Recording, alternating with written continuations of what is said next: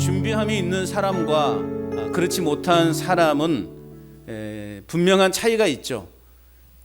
모든 걸 잘 준비한 사람은 준비하지 못한 사람보다 실패할 확률이 적다라는 것입니다. 자, 그런데 우리가 여기서 중요하게 생각해야 될 것은 뭐냐?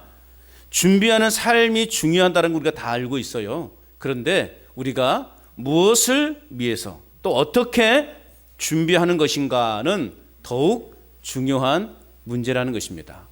우리는 늘 준비하는 삶을 살아야 돼요. 그럼 우리는 무엇을 어떻게 준비하며 살아가야 되는가?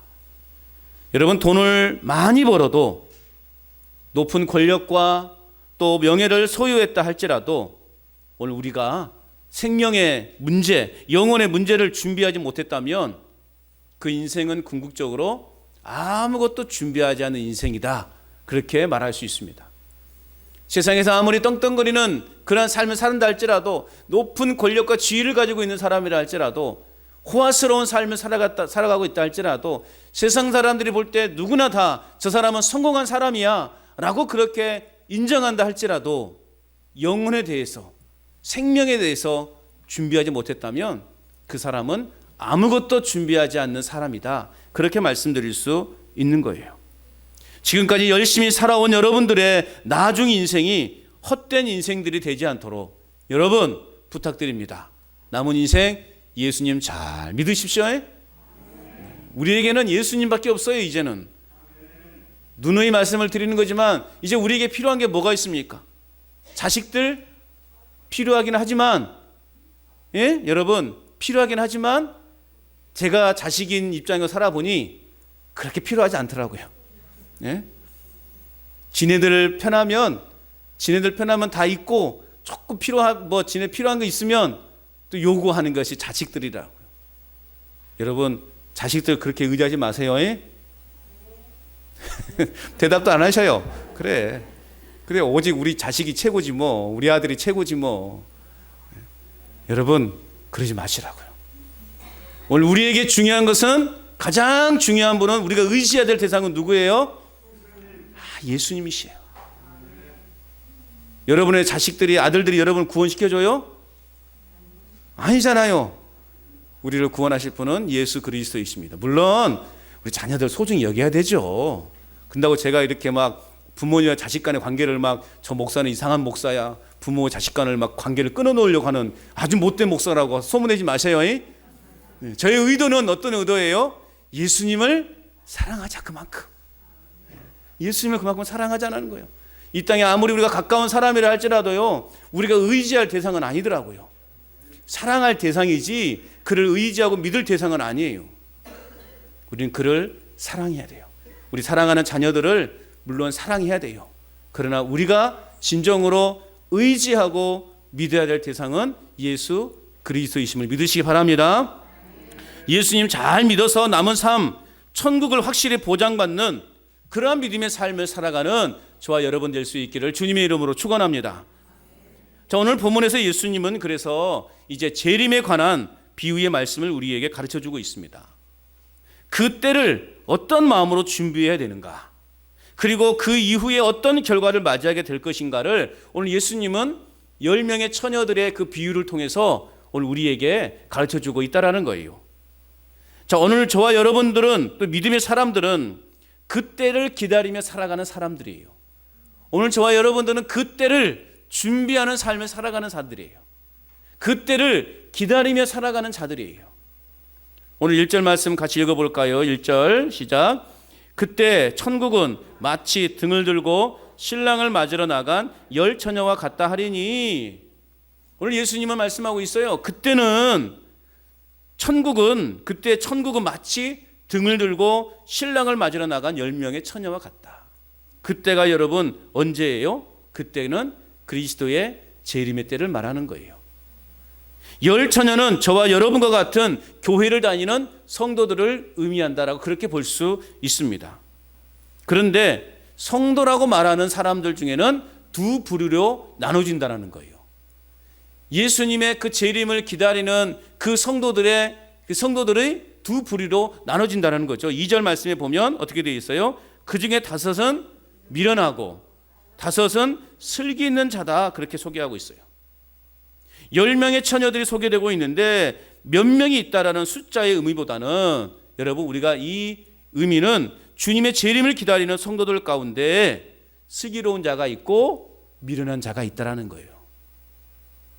성경에 보면 여러 숫자들이 많이 나와요. 특별히 이제 종말론에 관계된 책들에 보면 숫자들이 많이 나와요. 그런데 여러분 우리가 너무 숫자에 연연하지 말아야 돼요. 숫자는 그냥 하나의 상징수예요.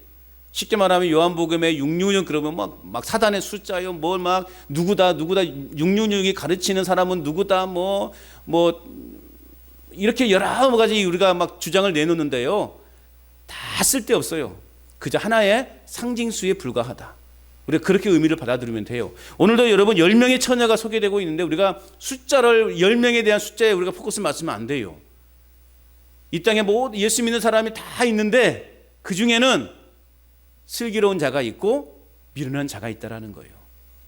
오늘 우리가 예수님 믿어서 한 공동체를 이루고 있잖아요. 저와 여러분들은 다 주님의 그 재림을 기다리는 사람들이잖아요. 그죠?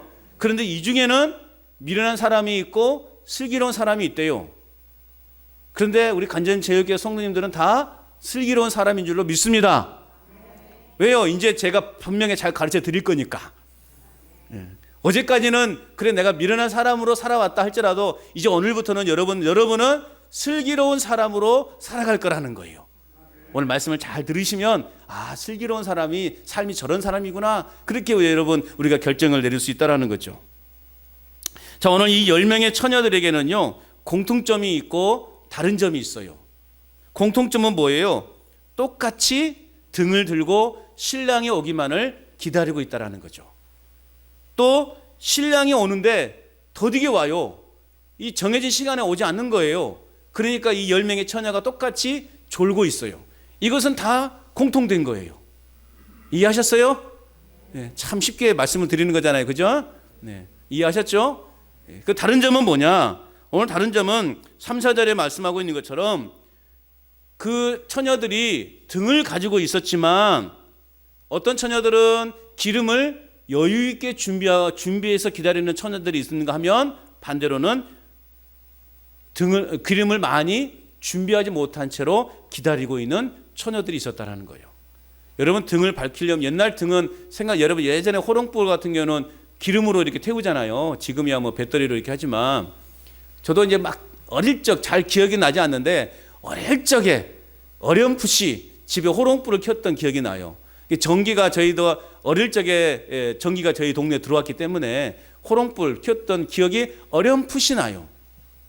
아이고, 지 나이가 몇인데 저런 이야기를 하냐. 또 그렇게 저희 동네가 어쨌든 그런 동네였어요. 어떻게 하겠습니까? 그런 동네였는데 그래서 어렴풋이 그 호롱불을 켰던 기억이 나요. 그러니까 항상 막 그 코끝이 막 시커매지고 그을리고 막 그러는 거잖아요. 그 심지에 이렇게 기름을 적셔가지고 불을 피우는 거 아니겠어요? 그러니까 지금 그런 의미로 오늘 이 10명의 처녀들이 들고 있는 등을 이해하면 돼요. 그러니까 신랑이 언제 올지 모르기 때문에 5명의 슬기로운 처녀들은요 등을 기름을 많이 준비했어요. 그런데 그렇지 않은 처녀들은 기름을 많이 준비하지 못했던 것이죠. 자, 다시 1절의 말씀으로 넘어갑니다. 1절에 보면 예수님은 천국은 마치 등을 들고 신랑을 맞으러 나간 10 처녀와 같다, 그렇게 말씀하고 있어요. 자, 당시 이제 이스라엘의 이 결혼 풍습을 우리가 좀 이해를 해야 돼요. 당시 이스라엘의 결혼은 해가 진 후에 진행이 되었습니다. 그래서 신랑은 이제 신부를 데리러 신부의 집으로 가는 것부터 이제 결혼식이 시작되는 거예요. 예전에 우리나라도 보면 요즘은 많이 그렇지 않잖아요. 예전에 함지내비? 함 들고 다니는 사람이 있었잖아요. 함 사셔! 막 그런 거 있잖아요. 그렇게 생각하면 돼요. 제가 옛날 그 어르신들 앞에서 이야기하려니까 참 부끄럽긴 합니다만은 그렇게 우리가 이해하시면 돼요. 어쨌든 이 신랑이 이제 신부를 데리러 신부 집으로 가는 것부터서 이제 결혼식이 시작이 되는 거예요. 그리고 신랑이 도착을 하면 이제 들러리들은 그 신랑을 신부의 집으로 인도해 드리고 그 이후로는 대문을 닫아버려요. 왜 대문을 닫아버릴까요? 당시에요 도둑놈들이 많았어요. 도둑놈들이 많아가지고 이 결혼하는 이 집에 자주 이렇게 들어가서 물건 훔치고 돈도 훔치고 막 그런 일들이 많이 발생했어요. 그래서 그 도적들을 막기 위해서 문을 닫아버린 거예요. 자, 이걸 보면 이제 오늘 전체적인 그 문화의 풍습에 대해 예수님의 이 비유를 들어서 이제 마지막 때 그때를 가르쳤는지를 이해할 수 있겠죠. 시간이 지나버리니까 이제 도둑이 들어올지 모르니까 문을 닫아버린다는 거죠. 이러한 배경하에서 오늘 본문을 이해하면 우리는 쉽게 본문을 이해할 수 있는 거예요. 자, 오늘 본문에서 이야기하는 신랑은 종말할 때에 재림하실 예수 그리스도를 가리킨다고 볼 수 있어요. 신랑이 누구라고요? 예수님을 가리킨다고 말씀드릴 수 있는 거예요. 재림하실 예수님. 아울러 10명의 처녀는 그 재림하실 그리스도를 신앙하며 기다리는 모든 세대의 성도들을 가리키는 거예요. 그러니까 이 10명의 처녀들은 오늘 저와 여러분들을 가리키는 거예요. 저와 여러분들이 지금 다시 오실 예수님을 기다리고 있는 거예요. 오늘 신랑을 기다리는 10명의 처녀들에게 있어서 공통적으로 준비해야 될 것이 무엇일까요? 무엇을 공통적으로 준비해야 될까요? 아까 제가 말씀을 드렸는데 차이점, 다른 점과 공통점, 무엇을 공통적으로 준비해야 됐어요? 기름을 준비해야 됐죠. 등과 기름을 그들은 준비해야 돼요. 그런데 이 등은 10명이 다 가지고 왔어요. 그런데 기름은 미련한 처녀들은 넉넉히 가지지 않았고 슬기로운 처녀들은 그 기름을 여유롭게 이렇게 준비를 했다라는 것이죠. 그래서 오늘 본문에서 말하고 있는 등은 우리의 외형적인 어떤 신앙의 모습을 말한다고 볼 수 있어요. 외형적인 신앙의 모습이 뭐냐? 오늘 저와 여러분들은 다 주일이니까 교회 나와 있잖아요. 그리고 누가 뭐라고 해도 우리는 나 교회 다닌다라고 말하는 사람들이잖아요. 그죠? 지금 그런 사람들이 우리는 모여 있잖아요. 네? 어디 가서 당신 교회 다니요? 그러면 나 안 다니는데요. 그렇게 말하시는 분들은 아니잖아요. 누가 뭐래도 우리는 간전체육교회를 다닌다고 그렇게 말하시는 분들이잖아요. 자, 그렇다면 오늘 기름은 뭐냐? 기름은 하나님과 영적으로 교제할 수 있도록 하는 성령을 말하는 거예요. 그리고 믿음이라고 하는 것을 말하는 거예요. 자, 다시 말하면 우리는 누구나 다 신앙을 가졌다 그렇게 말할 수 있어요. 우리는 다 신앙이 있는 사람들이에요. 그죠? 나 신앙생활하고 있다 그렇게 말하는 사람들이라고요. 나 지금 교회를 다니고 있는 사람이다 그렇게 말할 수 있는 사람이라는 거죠. 종교가 뭐냐라고 말하면 우리는 반드시 기독교라고 그렇게 우리가 종교 안에 쓰는 사람들이라는 거죠. 그런데 거기까지라는 거예요. 무슨 말이냐? 등은 이시되 기름은 가지지 않았다는 말. 이 말은 무슨 말이냐? 경건의 모양은 있으나 경건의 능력이 없는 사람들을 말하는 거예요.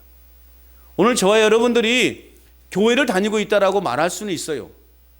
내가 오늘 신앙생활을 하고 있다라고 말할 수는 있어요. 그런데 나 기독교인이라고 말할 수 있어요. 그런데 내 안에 더 중요한 건 뭐냐? 믿음이 있느냐예요. 내 안에 믿음이 있느냐가 중요한 거예요. 누구나 나는 신앙을 가지고 있다고 말할 수 있다니까요. 나 교회 다닌다고 말할 수 있다니까요. 그러나 중요한 건 내 안에 진짜 믿음이 있느냐예요. 나를 위해 십자가에 죽으시고 3일 만에 부활하셔서 승천하신 그 예수 그리스도, 그리고 다시 오시마 약속하신 그 약속을 믿고 재림하실 예수 그리스도를 기다리는 그 믿음과 확신이 나에게 있느냐예요. 여러분, 그런 믿음이 있으십니까? 그런 믿음이 있습니까? 아멘. 당당하게 자신 있게 아멘을 하셔야죠. 이게 중요한 거예요. 내가 겉으로는 신앙생활을 잘하는 사람처럼 보일 수 있어요. 얼마든지 보일 수 있어요. 매 주일마다 한 번도 빠지지 않고 내가 교회에 출석하는 거 누구나 할 수 있어요. 물론 그것도 어려운 일이지만, 대단한 일이지만, 그렇다고 여러분 죄송한 말씀이지만 그렇다고 구원받을 수 있습니까? 내가 지금 교회 다니고 있다, 나 신앙이 있다, 나 기독교다 라고 그렇게 말한다고 해서 과연 그 사람에게 진짜 구원이라는 것이 있을까? 예수님이 그 모습을 보실까요? 그걸 보고 구원받았다라고 말할 수 있을까요? 물론 그 정성도 충분히 참작은 될 수도 있겠지만, 그러나 오늘 우리 안에 믿음이 있느냐예요. 오늘 예수님이 우리에게 말씀하시는 거예요. 내가 평생을 지금 내가 교회를 한 번도 빠지지 않고 나왔다라고 그렇게 말하는 사람에게 예수님은 질문하십니다. 네 안에 믿음이 있느냐? 예수님은 그걸 보시는 거예요. 우리 안에 믿음을 보시는 거예요. 여러분 안에 믿음이 있습니까? 예수님에 대한 진짜 믿음이 있습니까? 다시 오실 예수 그리스도를 기다리며 확신하는 그 믿음이 여러분 안에 있습니까? 예수님은 그 믿음을 보시는 거예요. 이런 믿음의 확신을 가지고 우리가 신앙생활을 하지 않기 때문에 처음에는요 굉장히 뜨겁게 열정적으로 신앙생활을 해요. 그런데요 점차 그 시간이 흐르면 흐를수록 마치 이제 기름이 부족한 등을 준비한 사람처럼 이제 처음에는 등을 기름이 준비해서 활활 잘 타고 있는데 그 기름이 점점 떨어지면 어떻게 돼요? 그 불꽃이 점점 희미해지는 것 아니겠어요? 그래서 결국은 그 불꽃이 꺼져버리죠. 우리의 신앙이 그런 경우가 참 많다라는 거예요. 처음에는 막 그냥 너무 좋아서 열심히 막 그 선한 신앙에 불태워서 일을 하는데요. 시간이 지나면 지날수록 그 신앙의 불꽃이 점점 사그라지는 사람들을 쉽게 볼 수 있다라는 거죠. 여러분, 우리의 신앙의 불꽃이 계속해서 활활 타오를 수 있기를 바랍니다. 그래서 우리는 성령의 기름을 계속 부어줘야 되는 거예요. 그래야만 우리의 신앙의 불꽃이 꺼지지 않아요. 그러니까 여러분, 내가 그냥 아무 생각 없이 교회에만 왔다 갔다 한다고 해서 우리의 신앙이 자라는가? 내가 구원받는가? 여러분, 그 착각이에요. 우리가 교회에 와서도 우리는 하나님, 오늘도 나에게 성령의 기름을 부어주십시오. 그래서 성령의 기름을 충만히 받고 나가야 돼. 세상으로 나가야 돼요. 그래서 여러분, 교회는 주일 예배는 뭐라고 말했습니까? 제가 여기는 충전소라고 말씀을 드릴 수 있어요. 충전소예요. 충전소. 예? 충전소예요. 뭘 충전해요? 성령의 기름을 충전해 가는 거예요. 그리고 우리는 세상으로 나가야 되는 거예요. 그래서 일주일 동안 열심히 그 기름을 태워서 우리는 신앙의 불꽃을 막 밝혀야 돼요. 그리고 이제 조금 더 떨어질 만하니 또 교회 와서 또 에너지를 받고 나가는 거예요. 할렐루야. 적절한 비유였던 것 같습니다. 네. 우리는 믿음의 기름을 날마다 준비해서 여러분 신앙의 불꽃이 꺼지지 않도록 해야 됩니다. 그 불꽃을 활활 타오르게 해서 어둠의 길에서 방황하는 이들이 진리의 길로 나올 수 있도록 우리는 또한 그들에게 빛을 비춰줘야 되는 것입니다. 야, 그 길은 죽음의 길이야. 그 길은 사망의 길이라 라고 우리가 그렇게 가르쳐 줄 수 있어야 돼요. 야, 내가 비추는 이 빛만 따라오면 돼. 우리는 그렇게 사람들에게 말할 수 있어야 되는 겁니다. 자, 오늘 신랑을 기다리는 10명의 처녀들에게 이제 뜻밖의 일이 벌어지죠. 5절 말씀 어떻게 되어 있습니까? 신랑이 더디옴으로 다 졸며 잘세. 자, 여기서 우리가 주목해야 될 것은 뭐냐? 신랑이 오는 것이 지연되고 있다는 거죠. 신랑이 오는 것이 지연되고 있다는 거예요. 무슨 이유에신지는 모르겠지만 신랑의 행렬이 지연되고 있다는 거예요. 이는 곧 심판의 주로 오시는 주님께서 언제 또 어떻게 오실지 아무도 모른다라는 의미로 이해할 수 있는 거예요. 예수님 언제 오실까요? 아시는 분 손 들어보세요. 알지 못합니다. 혹시라도 누가 야 예수님 언제 온다더라 그렇게 말하면요 우리는 뭐라고 말해야 돼요? 이 거짓말쟁이야 그렇게 말할 수 있어야 돼요. 거짓말하지 말라고. 그때와 그 시를 알 수 있어요 없어요? 아무도 몰라요. 하나님 아버지만을 알아요. 그러니까 여러분 조심하셔야 돼요. 성경을 갖다 대면서 아까 말했잖아요. 숫자 노름한다고. 숫자를 막 비유해보고 뒤에 이렇게 십자를 이렇게 맞춰보고 이렇게 맞추고 저렇게 맞춰보니까 오 진짜 그런 것 같거든. 그리고 사람들이 혹하게 넘어가는 거예요. 절대 속지 맙시다. 신앙은요 단순해야 돼요. 제가 누누이 강조합니다. 그냥 말씀 안에서만 이해하시라고. 그냥 말씀 안에서만 이해하시라고. 그냥 말씀에 숨겨져 있는 것을 막 풀어가지고 그것을 막 이렇게 비유를 통해서 뭘 맞춰 짝을 맞춰가지고 야 봐라 이때 예수님이 오신단 말이다. 그건 뭐다? 거짓말이다. 거짓말해. 여러분 거짓말에 속지 마십시오. 오늘 말씀하고 있어요. 예수님이 언제 오실지 몰라요. 그도 그럴 것이 오늘 마태복음 24장 44절 말씀에 보면 너희도 준비하고 있으라. 생각하지 않은 때에 인자가 오리라. 또 다른 곳에서는요 도적같이 임할 것이다. 여러분 도둑놈이 나 몇 시에 당신 집 털러 가요? 그렇게 말하는 도둑놈이 있습니까? 없죠. 도적같이 임하신대요. 주님이 오시면 도둑같이 임한대요. 그래서 두 사람이 밭에서요, 밭에 풀을 메고 있는데요, 한 사람은 들림을 당하고 한 사람은 그냥 있는 거예요. 이게 뭐예요? 주님은 언제 오실지 모른다는 거예요. 그렇기 때문에 철저하게 신랑을 맞이할 준비를 하지 않으면 우리는 큰 낭패를 볼 수밖에 없다라는 것을 오늘 우리에게 가르쳐주고 있습니다. 언제일지 모르는 이 기다림의 상태에서, 그렇다면 오늘 저와 여러분들이 취해야 할 자세는 무엇인가예요? 자, 오늘 본문은 신랑의 도착이 지연되면서 10명의 처녀들이 다 졸고 있습니다. 그런데 성경은 이들이 조는 것 자체에 대해서는 책망하고 있지 않아요. 아니, 졸음이 오면 졸리면 잘 수도 있는 거 아니겠어요? 오늘 성경은 그 10명의 처녀들이 졸고 있는 것 자체에 대해서는 이렇게 책망하고 있지 않아요. 그런데 5명은 준비 없이 그냥 졸고 있는 것이고 5명은 철저하게 준비해 놓고 지금 졸고 있다라는 것이죠. 여러분, 그렇잖아요. 우리가 항상 미리미리 준비해 놓으면 여유가 있잖아요. 그렇잖아요. 미리미리 준비해 놓으면 여유가 있어요. 잠을 자는데도요, 여유가 있어요. 농사를 이제 또 시작이 되어지면 미리미리 농사를 다음에 뭘 뿌려야 되겠다는 것을 미리미리 준비해 놓으면 그나마 그만큼의 시간의 여유를 갖고 우리는 지낼 수가 있어요. 그런데 졸고 있는 10명의 가운데에서 슬기로운 처녀들은 그렇게 여유가 있었는데, 반면에 미련한 처녀들은 졸려서 잠을 청하기는 하지만 그러나 마음속 한켠에는 뭔가 불안해, 염려가 있어요. 걱정이 있는 거예요. 이래도 되는가? 이거 지금 잠을 자도 되는가? 이 신랑은 기름이 얼마 남지 않았는데 신랑은 도대체 언제 오는 건가? 그렇게 여러분 불안함 가운데서 살아갈 수밖에 없는 거죠.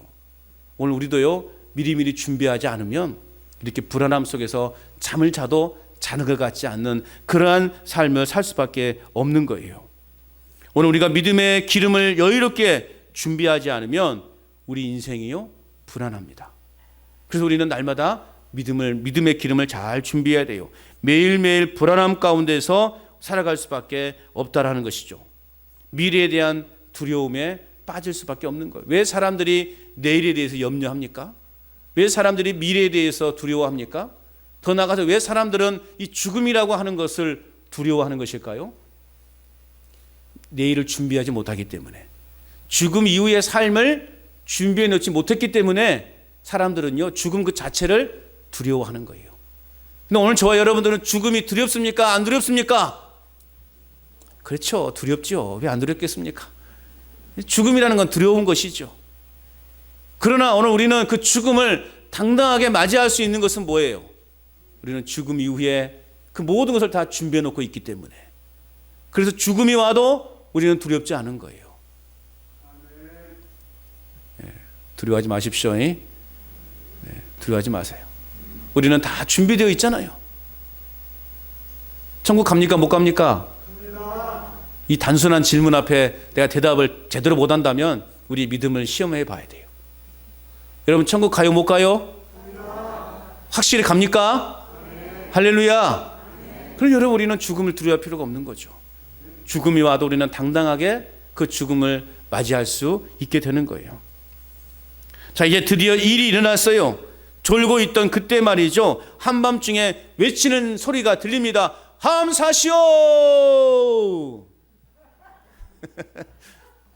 함사시오! 소리가 들려요. 이게 무슨 말이에요? 신랑이 왔다! 소리가 들려와요. 신랑이 왔으니 나와서 맞이해라! 소리가 들려와요. 그랬어요? 네. 자, 이제 졸고 있던 10명의 처녀들이요, 어떻게 되겠어요? 깜짝 놀라서 잠에서 깼겠죠. 그리고 이제 자신이 들고 있는 그 등불을 손질하기 시작합니다. 그런데 이게 웬일입니까? 미련한 5 처녀들은요, 그들이 가지고 있던 그 등불의 불이 서서히 꺼져가는 거예요. 그들이 가지고 왔던 기름도 이제 다 떨어져 버렸습니다. 그래서 그들은 이제 슬기로운 5 처녀에게 이야기를 합니다. 야, 우리의 등불이 꺼져간다. 이거 어떻게 하면 좋겠냐? 네가 가지고 있는 그 등불의 기름 좀 우리에게 좀 빌려주면 안 되겠냐? 그렇게 부탁을 합니다. 그럴 때 한결같이 다섯 처녀들은 뭐라고 이야기합니까? 무슨 소리 하는 것이냐? 그렇게 하면 우리에게나 너희에게나 다 모자랄 터인데 그러면 안 된다. 차라리 가서 기름 장수한테 가서 사갖고 와라. 그렇게 이야기를 해요. 그러자 이 기름이 떨어진 5명의 처녀들은 부지런히 뛰어서 기름을 이게 사가지고 오지요. 혹자는 그렇게 이야기할 수 있습니다. 아니, 그깟 기름이 얼마나 된다고 그냥 빌려주면 되지. 그게 뭐가 가깝다고 친한 동무들끼리 그거 하나 못 빌려주냐고. 그렇게 여러분 또 이야기하는 분도 있습니다. 그래서 여러분, 우리는 기억해야 돼요. 이것은 단순히 기름의 문제가 아니라는 거예요. 기름의 문제가 아니라 오늘 마지막 때를 위한 준비는 스스로 해야 된다는 것을 우리에게 가르쳐주고 있어요. 마지막 때를 위한 준비는 어떻게 해야 된다고요? 스스로 해야 된다는 거예요. 제가 여러분들에게는 물론 도움이 될 수는 있지만 제가 준비해 줄 수는 없는 거예요. 다른 사람이 준비해 온 것을 의존할 수 없다라는 거예요. 설령 그가 가족이라 할지라도 대신 준비해 둘 수 없다라는 것입니다. 다시 말하면 이는 단순히 기름의 문제가 아니라 구원의 문제라는 거예요. 구원은 타협이나 흥정의 대상이 아니라는 거예요. 돈을 얼마만큼 내가 돈을 한 몇십억을 내가 바치면 나 구원 받겠지? 그것은 잘못된 거예요. 그래서 막 헌금을 막 강조하면서 헌금을 많이 받아야 구원 받지. 그건 사기꾼일 경우가 참 큽니다. 여러분, 구원이라고 하는 것은 흥정의 대상이 아니에요. 구원이라고 하는 것은 믿음의 대상인 거예요. 타협이나 흥정의 대상이 아니라는 것을 우리는 분명히 기억해야 돼요. 선을 행하고 공력을 많이 쌓아도 구원의 문제는 해결될 수 없다라는 거죠. 부모님의 신앙이 좋다고 해서 그 자식들이 구원을 받을 수 있습니까? 구원받지 못합니다. 남편의 신앙이 좋다고 또 아내의 신앙이 좋다고 여러분 구원을 빌려 쓸 수 있는 게 아닌 거예요. 구원은 나와 하나님의 관계예요. 나와 하나님과의 관계가 잘 형성이 되어 우리는 구원을 얻을 수 있는 거예요. 예수 그리스도를 나의 주로 고백하고 나의 모든 죄를 회개한 사람만이 구원함을 얻게 된다라는 것이죠. 그래서 내가 열심히 하나님 앞에서 막 뭔가를 쌓으면 이것이 우리 자녀들에게도 그냥 구원이 저절로 이어질 거라고 하는 그 생각에서 우리는 벗어나야 돼요. 그래서 여러분, 교회 안 다니는 믿지 않는 자녀들을 위해서 날마다 울부짖으며 기도해야 되는 거예요.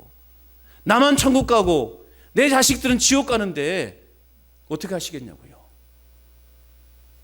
내가 할 수 있는 게 아니에요. 내가 열심히 하나님 앞에 나와서 열심히 기도하고 헌신한다고 해서 우리 자녀들이 구원받는 게 아니라는 거예요. 구원은 하나님과 나와의 관계예요. 하나님은 나와의 관계라는 거예요. 그러므로 신앙은 하나님과 나와의 1대1 관계라는 사실을 우리는 결코 잊지 말아야 됩니다. 그래서 우리는 사랑하는 우리 자녀들이 제발 예수님 믿게 해달라고. 그래서 제가요 늘 강조하는 거예요. 여러분 신방할 때마다 그렇게 말씀을 드리잖아요. 자녀들 불러놓고 얘야 나의 마지막 유언이다. 에? 유언이라고 하면 들어요 안 들어요? 유언도 안 들어주는 자식은 진짜 저희 어머니가 저에게 물려주신 말로 호랭이가 물어갈 놈들이에요. 부모의 유언도 안 들어주는 자식은요 자식이 아니에요. 마지막으로 여러분 다른 유언 하지 마시고 어떤 유언 하시라고요? 다 잊어버리셨구만. 애야 나랑 같이 교회 가자. 너랑 나랑 함께 교회 가는 것이 내 마지막 소원이다고. 그렇게 말씀하시라고요. 그것이 자녀들을 살리는 거예요. 자녀의 영혼을 살리는 것보다 중요한 게 어디 있냐고요. 여러분 그렇게 하십시오. 네, 그렇게 하셔야 돼요. 나만 구원받아서 천국 가면 뭐합니까? 우리 자식들은 저 지옥의 불구덩이에 떨어지는데 이 땅에서 아무리 우리 자녀들에게 좋은 것을 먹이고 좋은 옷을 입힌다 할지라도 이 땅에서 뿐이에요. 그 영혼은 영원히 지옥 가는 인생이 되는데 이 땅에서 아무리 잘 입혀주고 잘 먹여준들 무슨 소용이 있겠냐고요. 이 땅에서는 비록 넉넉하게 우리 자식들에게 입혀주지 못하고 먹여주지 못한다 할지라도 그 영혼이 구원받도록 길을 인도해 준다면 그 부모는 최고의 부모가 되는 거예요. 여러분 가족이, 여러분 모든 자녀손들이 예수님 잘 믿는 신앙의 가문을 이루시기를 주의 이름으로 축복합니다. 자, 이제 결과는 어떻게 되었습니까? 미련한 처녀들이 기름을 사러 간 사이에 신랑이 와버렸어요. 그리고는 결혼잔치집의 문이 닫혀버렸습니다. 아까 말씀을 드렸죠? 이스라엘의 결혼 문화, 이제 신랑이 들어오면, 신부집에 들어오면 대문을 닫아버린다고 말씀을 드렸죠? 마찬가지예요. 신랑이 들어오니 결혼잔치집 문이 닫혀버렸어요. 그 후에 그들이 와서 뭐라고 말합니까? 주님, 저희가 조금 늦었어요. 문 좀 열어주세요. 문 좀 열어주세요. 라고 그렇게 문을 두드려 보았다는 것이죠. 그런데 신랑의 대답은 단호했습니다. 12절 말씀 우리 같이 한번 읽어볼까요? 12절 시작. 대답하여 이르되 진실로 너희에게 이르노니 내가 너희를 알지 못하노라 하였느니라. 아멘. 대문을 두드리면서 저희 왔습니다. 제가 조금 기름을 사러 가느라고 조금 늦었어요. 이제 문 좀 열어주세요. 라고 그렇게 두드리니까 신랑이 뭐라고 말해요? 나는 너희들이 누군지 모른다라는 거예요. 주님은 일찍이 가식적이고 위선적인 그런 서기관들과 바리새인들을 향하여 이렇게 말씀하셨어요. 나더러 주여 주여 하는 자마다 다 천국에 들어가는 것이 아니요 다만 하늘에 계신 내 아버지의 뜻대로 행하는 자라야 들어가리라. 내가 너희를 도무지 알지 못하니 불법을 행하는 자라 내게서 떠나가라. 예수님이 그렇게 말씀하셨어요.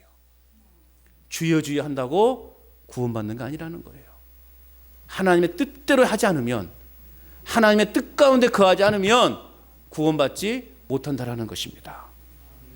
여러분, 닫혀진 문 앞에서 아무리 화려하고 애잔한 신앙 고백적인 간구를 하더라도 그들에게는 이제 더 이상 그 구원의 문이 열리지 않는다라는 것입니다. 그래서 사도 바울은 뭐라고 말하고 있습니까? 보라, 지금은 은혜 받을 만한 때요. 보라, 지금은 구원의 날이로다. 말씀하고 있어요. 여러분, 지금 이 순간이 구원의 때입니다. 지금 이 순간이 은혜 받을 때입니다. 지금 여러분이 은혜 받고 여러분이 구원 받으면 되는 거예요. 그렇기 때문에 때를 놓치는 자들은 영영 멸망의 심판을 받을 수밖에 없다라는 것을 우리는 기억해야 됩니다. 천국은 주여 주여 하는 자들이 들어가는 곳이 아니에요. 천국은 마지막 때를 준비하며 믿음과 인내로 기다리는 자들이 들어가는 곳입니다. 자, 그러시면서 오늘 예수님은 마지막으로 권면의 말씀을 하고 계시죠. 자, 13절 말씀을 같이 한번 읽어볼까요? 시작. 그런즉 깨어 있으라. 너희는 그날과 그때를 알지 못하느니라. 아멘. 그날과 같이, 도둑과 같이 임하신다는 말씀과 같은 맥락에서 우리는 이해할 수 있습니다. 그러면 깨어 있으라. 깨어 있다라는 말을 여러분 문자적으로 이해하면 안 돼요. 깨어 있으라라고 해서 잠도 안 자고 깨어 있으라는 말이 아니에요. 깨어 있으라는 말은 뭐냐? 준비된 삶, 준비됨의 신앙을 사는 것을 의미하는 것으로 우리가 이해해야 되는 거예요. 즉 잠을 자지 말고 항시 눈을 뜨고 있으라는 말이 아니라 언제 어느 때에 주님이 오신다 할지라도 내가 자신 있게 그 주님을 맞이할 수 있도록 항상 준비하고 있으라는 거예요. 믿음으로 준비하고 있으라는 거예요. 그날과 그때를 알지 못하느니라. 그렇기 때문에 여러분, 종말의 때를 기다리고 준비하는 자들에게 일관된 부탁은 뭐냐? 깨어 있으라. 주님이 언제 오실지라도 그 주님을 기쁨으로 맞이할 수 있도록 깨어 있으라라는 거예요. 여러분, 등은이 있으나 기름이 없는 그리스도인들이 되지 마시기 바랍니다. 겉만 화려하게 꾸며가는 그러한 그리스도인이 아니라 내 믿음을 키워가는 그리스도인들이 될 수 있기를 축복합니다. 능력 있는 그리스도인이 되지 못하고 명목상 그리스도인이라는 이름만 지니고 있는 그러한 그리스도인이 되지 말자는 거예요. 교회 다니는 것으로 예수 믿는 것의 모든 것이 아님을 우리는 기억해야 돼요. 교회만 다닌다고 해서 우리가 구원받는 것이 아니라는 거 여러분 기억해야 돼요. 시대를 분별하고 선악을 분별하고 또한 사단의 교묘한 유혹과 세상의 혹독한 시련에 넘어지지 않고 견고한 신앙을 유지할 수 있도록 우리는 믿음을 가져야 되는 거예요. 믿음으로 구원 얻는 것입니다. 우리 간전제일교회도 이름만 교회가 아니라 천국과 같은 교회가 될 수 있기를 축복합니다. 주님의 이름과 능력이 넘치는 그러한 교회가 되도록 우리 모두가 힘써야 돼요. 그래 십자가만 세워졌다고 해서 교회냐? 아니에요. 그 안에 믿음의 어떤 생명이 살아나지 않으면 그 교회는 교회라고 말할 수 없는 거예요. 날마다 우리 교회가 그런 생명력이 넘치는 교회가 될 수 있기를 축복합니다. 우리 영혼과 우리 교회의 빈 등을 주님의 보혈로의 그 기름으로 가득 채워서 생명의 불꽃을 환하게 밝히는 그러한 우리 교회가 될 수 있기를 바랍니다. 그래서 트리의 불이 밝혀진 것 아니겠습니까? 이제 밤에 여러분 이 교회 앞을 지나다 보면 뭔가의 불빛을 또 볼 수 있을 거예요. 불빛을 제가 비춰지게 만들어 놨거든요. 나무에서도 불빛이 비치고 2층 사무실에서도 불빛이 비치고 그럴 거예요. 우리가 생명을 밝히는 그러한 등불의 역할을 우리는 이제 감당해야 되는 것입니다. 오늘 우리는 신랑을 맞이하는 신부로 이 땅 가운데 서 있습니다. 때로는 경제적인 궁핍함이 있을 수 있어요. 그러나 아직 우리에게는 건강이 있다는 것 여러분 잊지 마시기 바랍니다. 질병의 고통 속에 있을 수 있어요. 그러나 아직 우리에게는 생명이 붙어 있지 않습니까? 여러분 생명이 있지 않습니까? 그 어디에도 희망이라는 것을 찾아볼 수가 없을 때도 있어요. 그러나 세상에서는 다 잃었다 하더라도 천국을 준비했다면 그것은요 천만 다행이라는 거예요. 천국을 준비했다면 그것이면 되는 거예요. 예수님이 오시면 우리는 그날 우리의 고난과 질병과 모든 세상의 염려 등은 다 사라질 것이기 때문에 그렇습니다. 그래서 우리는 천국을 잘 준비하는 삶을 살아가야 됩니다. 우리의 눈물을 닦아주시고 또 우리를 안아주시고 기쁨과 축제의 잔치가 있는 곳으로 오늘 저와 여러분들을 인도해 가실 거예요. 이 땅에서는 전혀 한 번도 경험해보지 못한 그날이 그곳이 어떨 곳이가 상상만 해도요 마음에 막 그냥 흥분이 돼요. 저도 아직 그때 그곳을 가보지 않았기 때문에 아직 모르겠지만 아무튼 성경의 말씀을 보면 정말 기가 막힐 곳이 될 것 같아요. 믿으십니까? 그러니까 여러분 막 천국을 내가 봤다, 천국을 보고 왔다 그런 사람들요 그냥 한 10%만 믿으시라고요. 그냥 10%만 믿으시고 90%는 그냥 안 믿어도 돼요. 저는 별로 그런 말을 별로 안 좋아해요. 천국을 보고 왔다. 아니 성경에 기록된 대로만 이해하면 될 것을 근데 보면 자신들이 그 속에는요 자신들의 상상력이 좀 들어가요. 여러분 성경에서는 분명히 성경의 천국이 어떤 곳인가를 요한계시록 보면 분명히 가르쳐주고 있어요. 그런데 이게 간증하는 사람들을 보면 전혀 엉뚱한 말로 막 그냥 막 아름답고 뭐가 있고 뭐가 막 그렇게 이야기를 하는데 그건 여러분 진심이 아닐 수 있어요. 그다음에 여러분 막 천국을 보고 왔다, 지옥을 보고 왔다 그런 말에 대해서는 그렇게 막 신뢰하지 마십시오. 그러나 분명한 것은 천국과 지옥이 있다는 것만 확실히 알면 돼요. 아멘? 그냥 그곳이 어떤 곳이다, 그런 거, 그곳은 이런 곳이다 그런 거 여러분 생각 안 해도 된다니까요. 그 뭐라고 알려고 그래요? 예? 그냥 나 천국 갈 수 있다 요거 하나면 되는 거 아니에요? 그냥 천국과 지옥이 있다 요거만 알면 돼요. 제발 좀. 예? 뭐 천국은 이런 곳이고 지옥은 이런 곳이 내가 꿈에서 보니까 막 그렇게 생겼더라. 네, 뭐 그렇게 해가지고 자기 신앙을 지키면 감사하는 거죠. 우리 너무 그러한 것에 너무 귀를 기울이지 말자. 그저 우리는 그저 내가 예수님을 잘 믿으면 되는 거예요. 예수님 잘 믿고 살아가면 우리가 성경에서 말하는 이 천국으로 우리는 인도함을 받게 될 거라는 거예요. 분명한 것은 그 천국은 죽음이 없고 눈물이 없고 아픈 곳이 없고 고통이 없는 곳이에요. 좋아요 안 좋아요? 좋겠죠. 그 정도만 아시더라고요. 에? 더 이상 알려고 하지 마세요. 더 이상 알려고 하면 다쳐요. 다치니까 더 알려고 하지 말고 성경에 있는 그만큼만 알자고요. 성경에서 말하는 것만큼만 알자고요. 그저 우리는 믿음의 기름을 잘 준비해서 예수님이 신랑 되신 예수님이 어느 때라도 오더라도 우리는 그 예수님을 기뻐 맞이할 수 있도록 그냥 우리는 이 땅에서 믿음으로 잘 준비하고 있으면 돼요. 참 쉽죠? 네, 어려운 게 아니에요. 참 쉬워요. 여러분 우리는 그날과 그때를 사모하고 희망 중에 기다리면서 오늘도 날마다 우리는 성령님을 의지하고 기도와 말씀으로 깨어 있다면 우리는 언제 주님이 오시더라도 우리는 그 주님을 기쁨으로 맞이할 수 있다라는 것입니다. 자, 주님의 탄생을 기다리는 이 대림절 기간에 준비됨의 신앙을 갖는, 그래서 이제는 다시 오시마 약속하신 그 예수님이 언제라도 오실지라도 나는 그 주님을 기쁨으로 내가 맞이할 수 있다라고 하는 그 믿음 속에서 승리하는 저와 여러분